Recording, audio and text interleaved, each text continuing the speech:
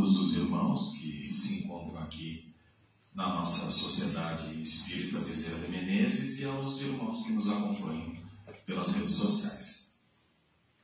Então, o tema do nosso bate-papo de hoje é o óbolo da viúva. Vamos começar então explicando o que seria o óbolo. Hoje nós vivemos numa era do Pix, que muitos talvez então não saibam que o óbolo, no meu tempo a gente chamava de níquel. O pessoal mais jovem vai entender por moeda. Então o óbolo são aquelas moedinhas, aqueles centavos que a gente doa para o malabarista que está no semáforo, para o guardador de carro, que está ali o flanelinha hoje, que se diz também, né? Ou para aquele pedinte, aquele mendigo, qual a gente destina algumas das nossas moedas. Esse é o famoso óbolo. Então vamos ler um trecho do Evangelho. Esse trecho também se encontra no Evangelho de Marcos e de Lucas, que tem o título de O óbolo da viúva. Jesus, sentado diante do tesouro do templo, observava de que maneira o povo ali lançava o dinheiro. O tesouro do templo se chamava também de gasofilácio, que é aquela urna onde faziam os depósitos do dinheiro que destinavam aos templos. Então lançava o dinheiro e as várias pessoas ricas depositavam muito. Vindo uma pobre viúva, depositou somente 2 moedinhas. Então Jesus, chamando seus discípulos, disse-lhes: Em verdade vos digo que esta pobre viúva deu mais do que todos os que depositaram dinheiro neste cofre. Pois todos os outros deram de sua abundância, mas ela, em sua indigência, deu tudo o que tinha, tudo o que possuía para viver. Então aqui Jesus já mostrava uma diferença no significado de doação e de caridade. Aqueles que doavam muito, que doavam barras de ouro, eles estavam doando aquilo que lhes era abundante, ou seja, aquilo que lhes estava sobrando. E a viúva não. A viúva fez a caridade. Ela deu tudo o que ela possuía, tudo o que ela tinha. Ela deu de si antes de pensar em si para ajudar ao próximo, com a fé e a esperança de que Deus também iria lhe retribuir este auxílio. Então ela teve fé, ela deu tudo o que ela possuía, com a vontade de auxiliar, mesmo tendo a certeza de que ela não tinha, mais aqueles bens materiais, mas que Deus iria lhe ajudar de alguma maneira. Então, já começamos tendo essa diferenciação entre a doação e a caridade. Quer dizer, então, que aqueles que estavam fazendo doação de valores, de barras de ouro, eles estavam errados, ou que a riqueza é algo que aos olhos de Deus ela não é bem-vinda? Não, muito pelo contrário. A riqueza também é uma forma de provação, de resgate. Só que a riqueza ela não é feita para ser acumulada, ela é feita para ser dividida. Quando a gente doa apenas aquilo que sobra, nós não estamos fazendo a caridade que Cristo pregou. Muitas vezes a gente vai no nosso guarda-roupa e pega lá aquela roupa que tu sabe que nunca mais vai usar, ou que já não te serve, ou que está, como a gente diz, está me ocupando espaço. E dá para doação. Quando, na verdade, nós deveríamos fazer a caridade de pensar naquele irmão e de doar aquilo que poderá nos fazer falta, mas que o irmão precisa muito mais do que nós naquele momento. Então, a riqueza, ela não é, como a gente diz, um pecado. Na verdade, ela é uma dádiva, desde que seja feito o bom uso dela.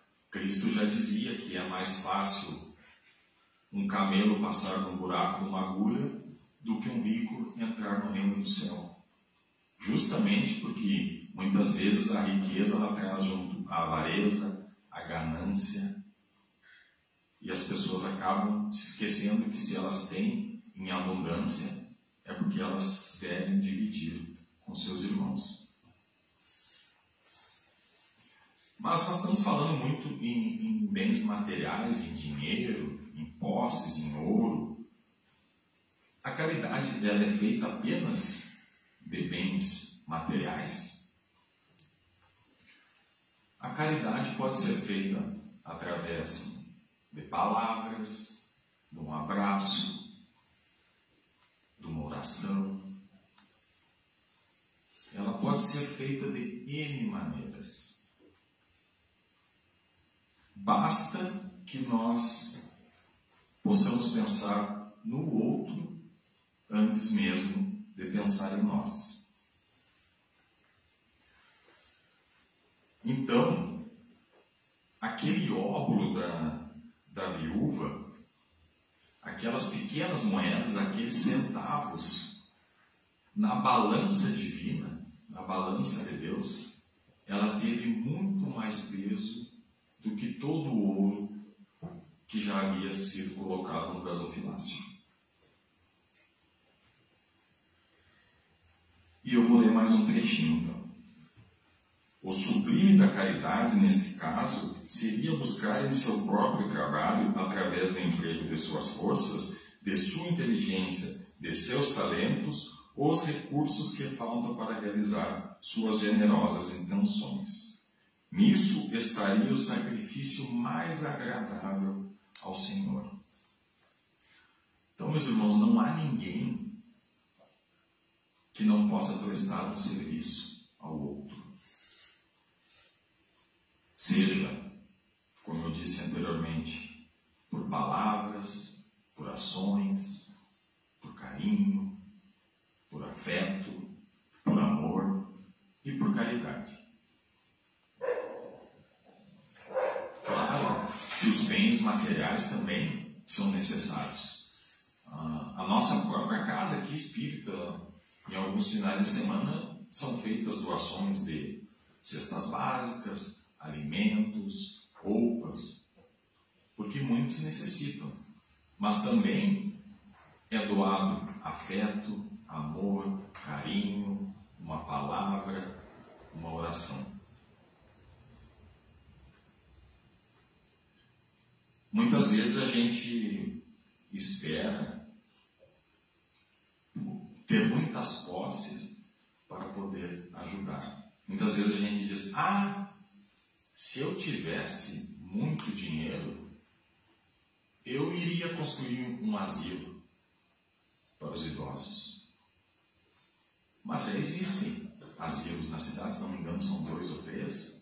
E quantas vezes nós saímos da nossa casa para ir lá visitar o asilo, para conversar com um idoso, para saber como ele está? Isso também é caridade. Nós não precisamos de muitas posses. A gente pensa, quando eu tiver bastante dinheiro, eu vou montar uma creche para as crianças.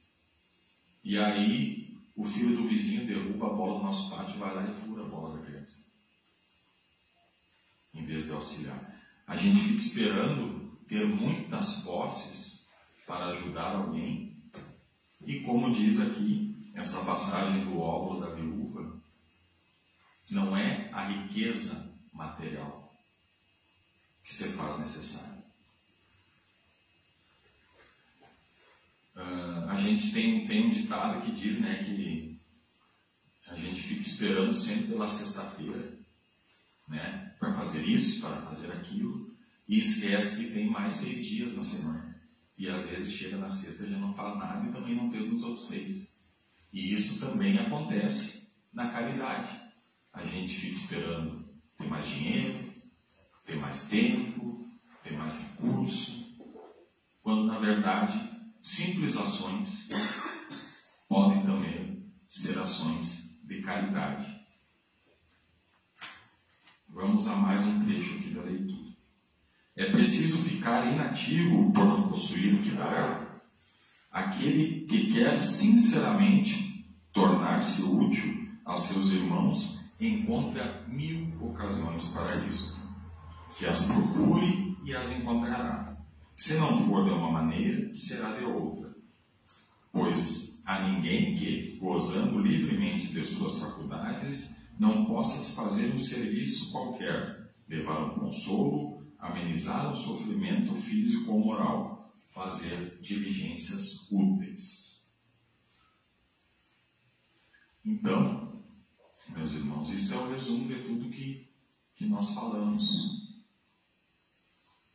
Não precisamos ter muitas posses, não precisamos de bens materiais. Nós precisamos sim ter vontade.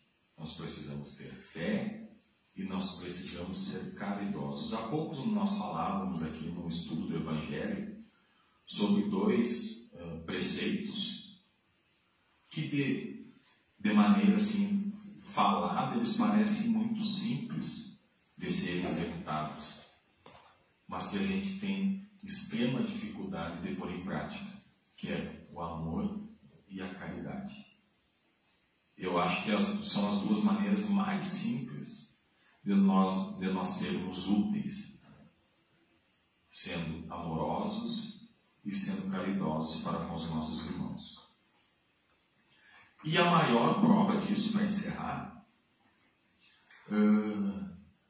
viveu, ou melhor, vocês acham, até vou fazer uma pergunta agora, que existiu alguém que não era rico, que não tinha posses e que auxiliou muito as outras pessoas?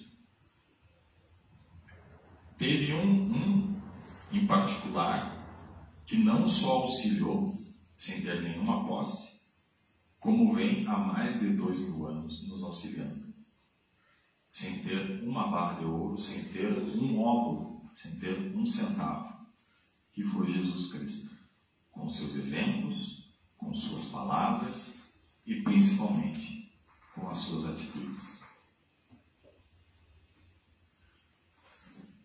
Então agora vamos nos sentar confortavelmente nas cadeiras para recebermos o nosso passe.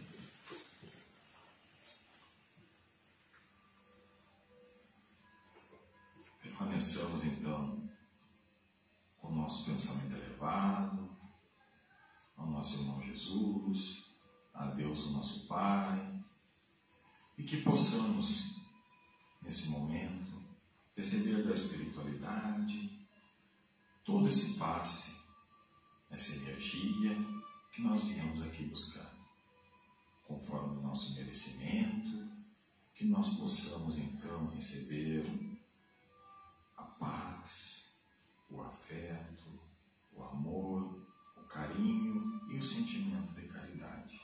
Que nós possamos voltar aos nossos lares e tentarmos, de alguma forma, colocar os ensinamentos de Cristo em prática. Que nós possamos ser mais caridosos, começando pelos nossos lares, sermos mais amorosos, começando pelas pessoas que nós vamos encontrar em casa ao retornarmos.